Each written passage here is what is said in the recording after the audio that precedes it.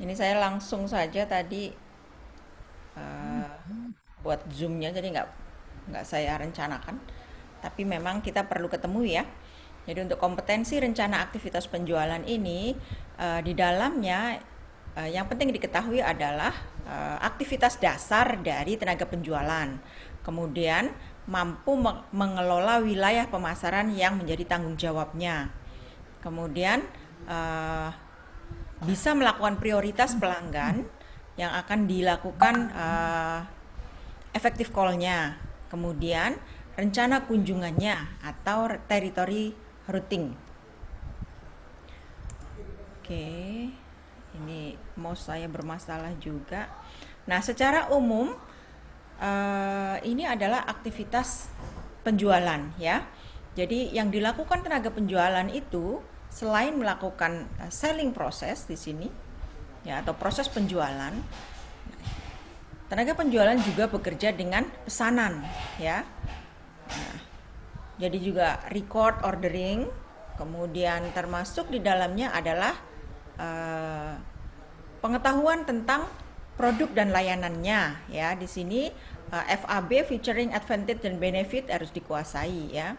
Kemudian mengelola informasi, mengelola target tadi ada piutang ya, ada cash and credit penjualan, itu berarti dia juga bertanggung jawab terhadap faktur-faktur. Kemudian juga melakukan meeting tiap minggu minimal bagian penjualan itu pasti melakukan meeting, brief meeting atau semacam untuk motivasi meeting dan sebagainya. Kemudian mereka juga dituntut untuk mampu mengupdate kemampuan keterampilan selling dan marketingnya dengan aktivitas training. Kemudian termasuk di dalamnya di negosiasi itu kita mampu membuat mitra bisnis kita dengan serangkaian entertain yang dalam kapasitas untuk menjaga loyalitas pelanggan ya. Kemudian juga melakukan kunjungan out of town traveling ya. Jadi ada wilayah-wilayah tertentu yang boleh jadi dia up country ya atau di pinggir kota rural, di daerah rural yang perlu dilakukan kunjungan ya. Kemudian juga bekerja dengan supplier atau distributornya ya. Itu adalah aktivitas dasar dari penjualan ya. Nah, ini ya. Jadi secara umum dikelompokkan menjadi 5 ini ya. Selling process, working with order, servicing product, managing information. Ini penjelasannya tentang contoh-contoh tugas terkait itu ya. Kemudian bisa dilihat apa saja yang dilakukan. Nah, yang paling utama dari seorang tenaga penjual itu adalah mampu mengelola tanggung jawab sendiri ya. Jadi how to manage ourselves ya. Jadi bagaimana self management itu mampu dibangkitkan ya. Karena bagaimanapun tenaga penjualan itu harus bergerak. Kalau tergantung sama luar, motivasi berasal dari luar itu akan sulit mencapai eh, motivasi untuk bekerja mencapai target gitu ya. Oleh karena itu kemauan keras dari sisi tenaga penjualan itu masuk kategori self management ya. Itu yang akan memastikan kita berada di jalur untuk mencapai target dan terus termotivasi. Nah, salesperson itu akan dinilai efektivitas dan efisiensinya ya. Jadi kedua hal ini bersamaan, sama-sama dinilai ya. Jadi kalau efektif itu berorientasi hasil ya, result oriented. Kalau efisiensi dia cost oriented ya. Jadi bisa kedua hal ini sama pentingnya. Jadi tadi result oriented dan fokus pada tujuan efektif. Kalau efisien, cost oriented dan fokus untuk membuat kemungkinan terbaik ya, baik penggunaan waktu maupun usahanya ya, karena efisien penggunaan waktu, biaya dan lain sebagainya. Jadi sales success atau keberhasilan penjualan itu akan ditentukan dari effectiveness dan efisiensinya. Oke. Kita lanjut ya. Ini hasil penelitian menunjukkan bahwa 33% waktu tenaga penjualan itu ada untuk tatap muka dengan pelanggan ya. Jadi bertemu direct selling ya, langsung ketemu pelanggan yaitu 33%. Kemudian 20% untuk perjalanan karena dia harus routing mengunjungi pelanggan dan lain sebagainya, 20%. Kemudian 16% phone selling. Jadi penjualan menindaklanjuti tawaran, presentasi segala macam itu dengan menelpon.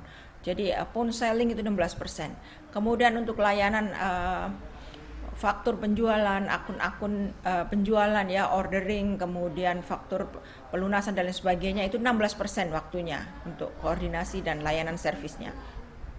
Kemudian karena tenaga penjualan bertanggung jawab secara administrasi membuat laporan aktivitas harian, rencana aktivitas penjualan, mapping wilayah pemasaran, melakukan routing kunjungan ya. Jadi itu 10% untuk administrasi. Kemudian untuk 5% ini biasanya ada internal company meeting. Ya biasanya tiap Sabtu ya. Mereka akan meeting dari pagi sampai siang, kemudian makan bersama, itu bagian dari untuk directing memicu motivasi untuk tetap concern untuk mencapai tujuan. Ini ya, waktu yang digunakan untuk tenaga penjualan. Nah, tentu di sini efisiensi tadi ya. Bagaimana target seorang tenaga penjualan mampu memanfaatkan waktunya untuk mencapai tujuan. Nah, ini Anda bisa lihat di sini dalam 1 jam berapa nilai atau berapa nilai yang mampu dihasilkan dari memanfaatkan waktu tenaga penjualan ya. Oke, Anda bisa lihat. Kemudian untuk effectiveness dan efisiensi ini ya biasanya kita akan bisa dikarakterisasi atau bisa dilihat dari kemampuan kita melakukan proses secara sangat baik, excellent ya, mulai dari product knowledge, kemudian pengetahuan tentang kompetitor, pesaing, kemudian juga keterampilan presentasi ini ya, keterampilan presentasi untuk direct sellingnya ya. Nah, kemampuan untuk berlatih, mengasah jam terbang kita, itu akan sangat mempengaruhi kemampuan tenaga penjualan menghadapi pelanggan ya.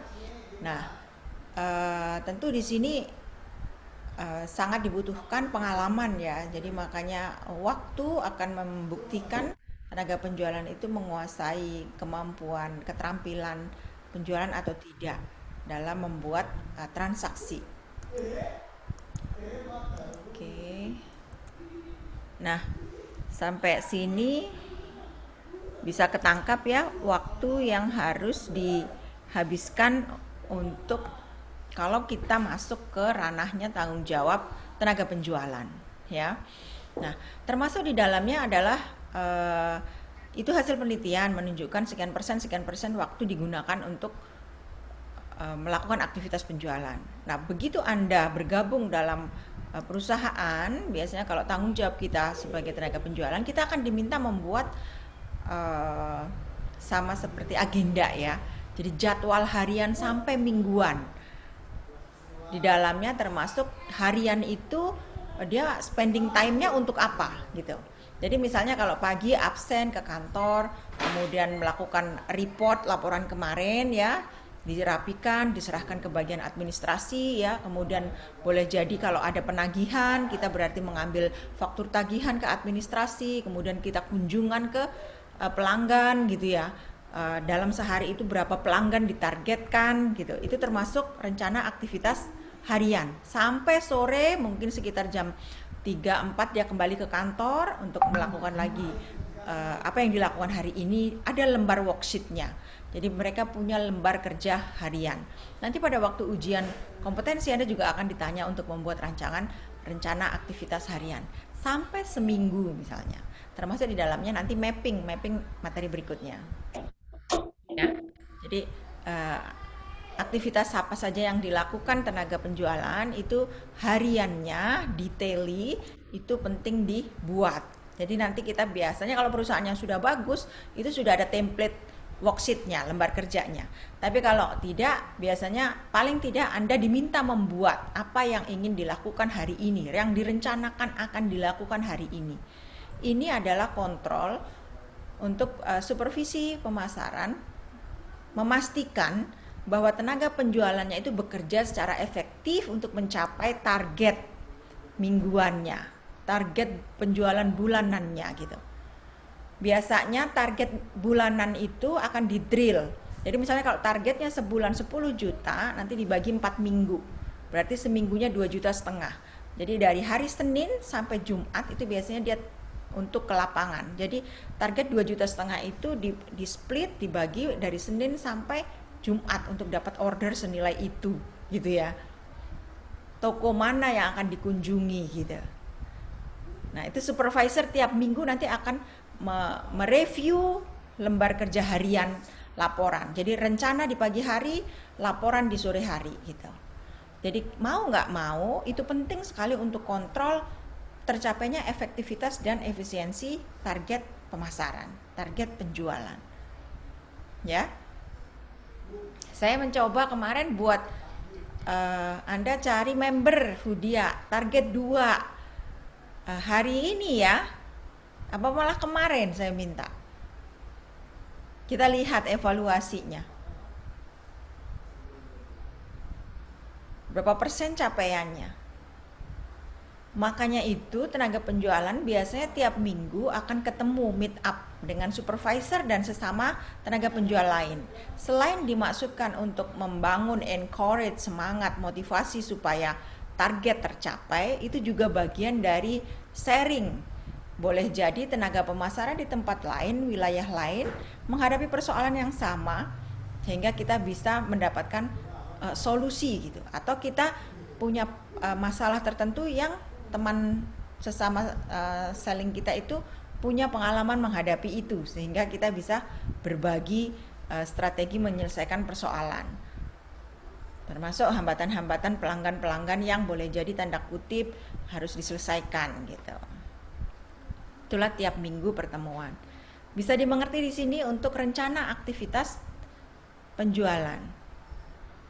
Di BPP ada ya, Anda bisa baca apa saja informasi yang harus masuk pada waktu Anda diminta membuat rencana pemasaran atau rencana aktivitas penjualan.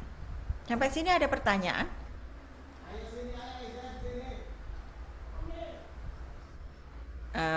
Bisa diterima penjelasan Ibu? Bisa, Bu. Bisa ya? Bisa, Bu. Oke, kalau bisa kita masuk, masih ada waktu ke teritori manajemen atau pengelolaan wilayah ya. Pengelolaan wilayah pasar. Oke, saya share lagi. Jadi masuk ke teritori mapping istilah kita ya.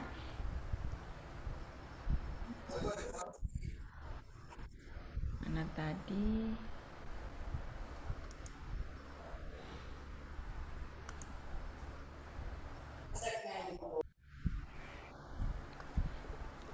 Ya. Jadi territory management ini dianggap sebagai pengelolaan wilayah pasar yang terkait sama wilayah kerja sales force, sistem pengelolaan wilayah, tipe pelanggan, rute perjalanan, dan waktu yang diperlukan tim selling untuk mengelola wilayahnya. Termasuk di dalamnya adalah kebutuhan sumber daya yang diperlukan untuk mencapai target penjualan. Ya. Nah, ada 2 target dari territory sales di sini ya. Yang pertama mendapatkan pelanggan baru atau sering sekali disebut sebagai new open outlet ya. NOO, new outlet, new opening outlet ya. Jadi mendapatkan pelanggan baru. Kemudian yang kedua mengelola pelanggan yang ada sekarang ya, mengelola pesanan mereka, mengelola pengiriman, mengelola pembayaran dan lain sebagainya ya, untuk memastikan pelanggan loyal dan terus membeli dan order produk dari perusahaan kita. Nah, ini yang dikelola ya, potensi wilayahnya, beban kerjanya, jarak tempuh, kondisi geografis, kemudian ada monitoring dan kontrol teritori. Nah, ini potensi wilayah. Potensi wilayah ini adalah parameter yang dijadikan patokan, biasanya tergantung batasan geografis, jumlah penduduk, sumber daya ekonomi ya, kemudian jumlah outlet atau pelanggan dan calon pelanggan, ada data internal, data omset per pelanggan, per tenaga penjualan, per area, per distrik, per effective call. Effective call itu dari kunjungan, kemudian ada transaksi itu ya. Kalau yang tercatat transaksi itu artinya effective call. Nah, ini pengelolaan wilayah. Jadi pengelolaan wilayah tadi dari rencana harian sales itu adalah diperoleh informasi pencapaian target mingguan gitu ya. Nah, target mingguan itu adalah bagian dari target bulanan. Biasanya di awal bulan itu pasti informasi target bulanan akan disampaikan, kemudian di drill tiap minggu akan akan dievaluasi dan akan terus diupayakan, dimotivasi untuk bisa mencapai target bulanan. Kemudian membagi beban kerja sales tadi kaitannya dengan effectiveness ya, efektif dan efisiensi waktu kerja sales ya. Jadi termasuk di dalamnya adalah berapa kunjungan maksimal tenaga penjualan ke outlet atau ke pelanggan dalam satu hari dengan memperhitungkan jarak, waktu, kemudian waktu membuat laporan, kemudian waktu menunggu pelanggan ya, kemudian kemampuan mengcoverage. Jadi kemampuan tenaga penjualan itu mengunjungi wilayah pelanggannya dalam satu hari, dalam satu minggu gitu. Itu termasuk adalah bagian beban kerja sales tadi.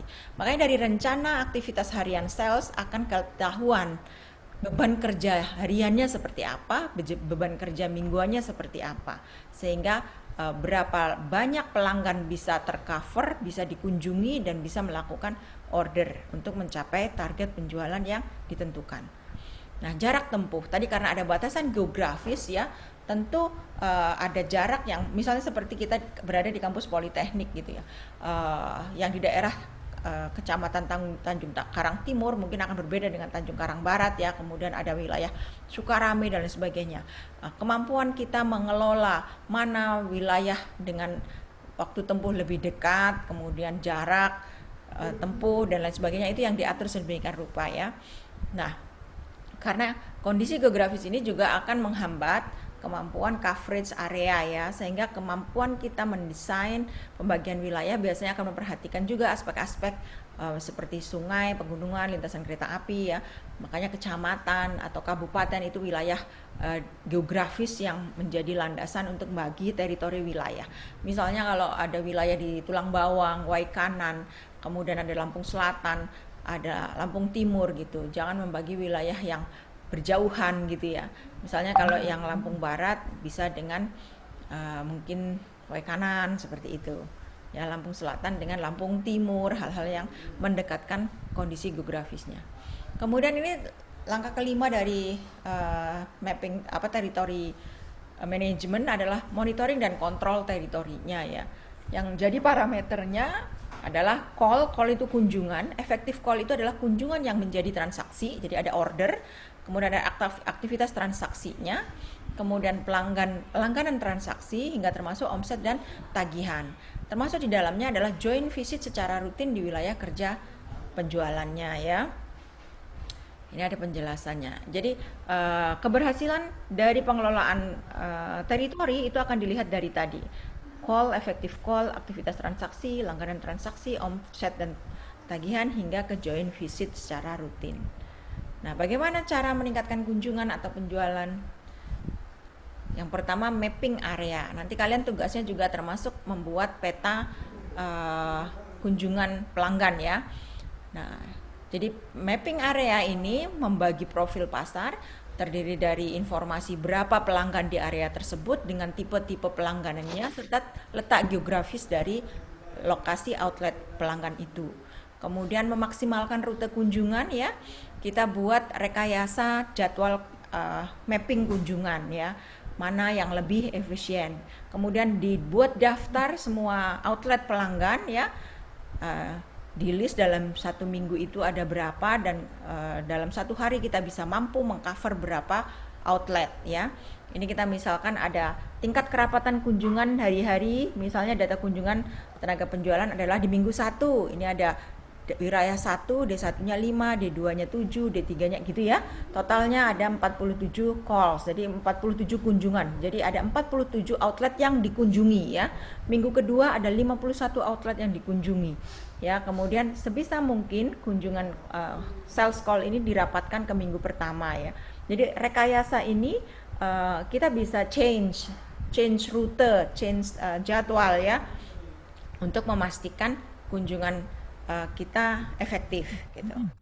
Nah, kemudian kita membagi hari kerja berdasarkan rute kunjungan ya. Jadi ada misalnya hari kerja tanpa ada sales call di minggu week pertama itu kita kunjungi ke D6, minggu kedua D1, kita skip 1 gitu ya.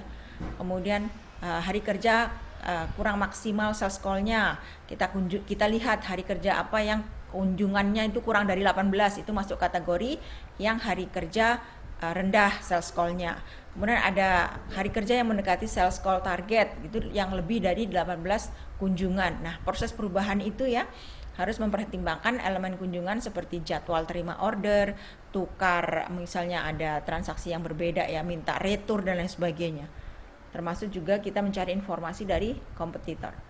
Nah, kemudian ada aktivasi outlet. Di sini adalah mengambil database secara prioritas, membuatkan monitoring progres kunjungan ya.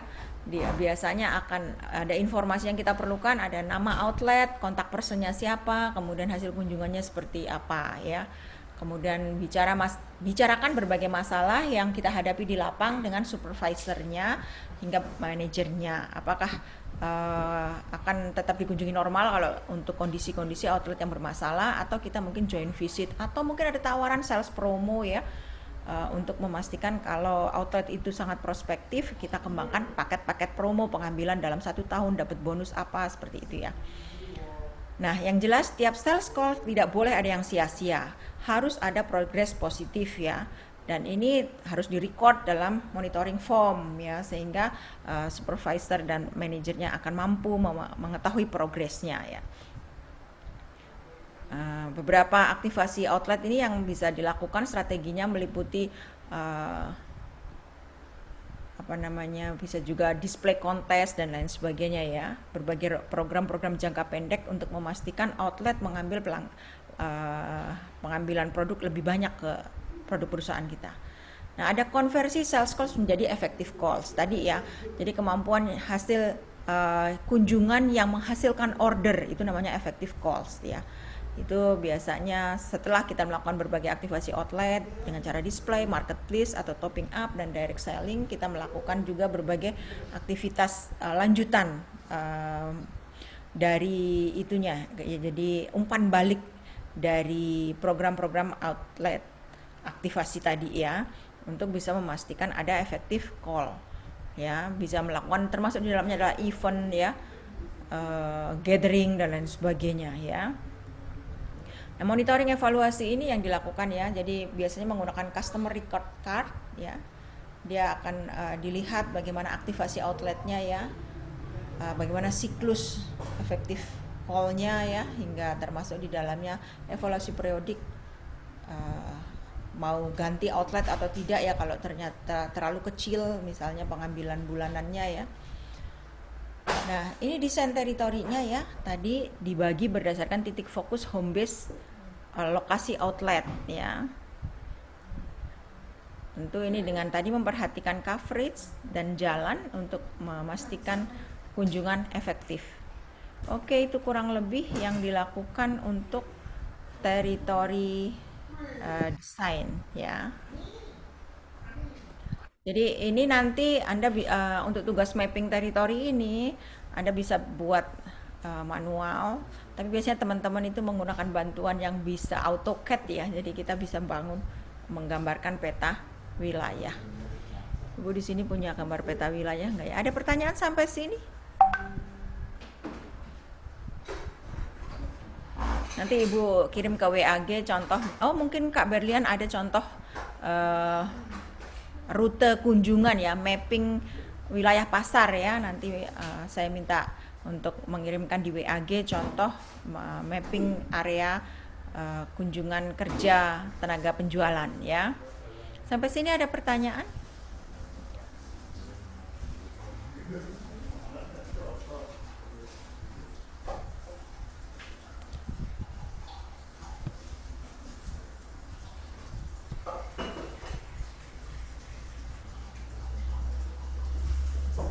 Bisa diterima penjelasan Ibu?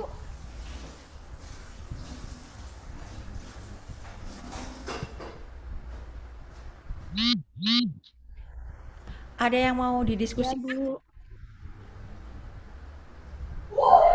Ups. Aduh, anakku lagi ini berisik ya. Eh, Gimana? Sudah semua dapat member?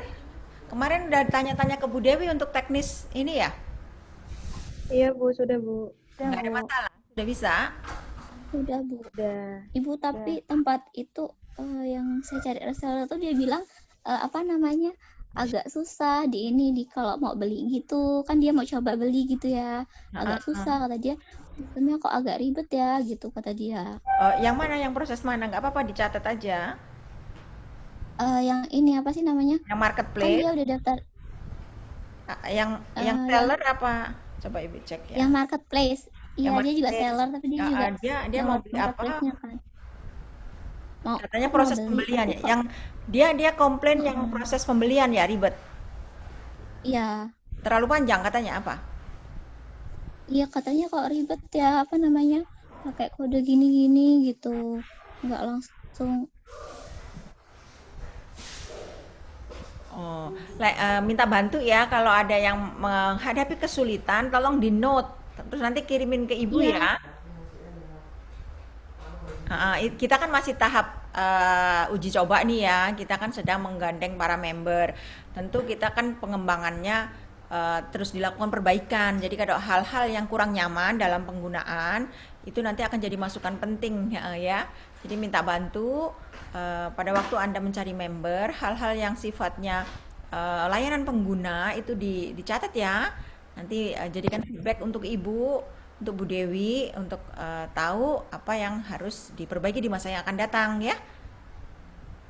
Ya, tolong minta bantunya di record, di rekap, terus bisa lewat WA ya, langsung ke Ibu atau ke Bu Dewi kan punya ya. Oke, ada lagi pertanyaan? Ada 31 di sini.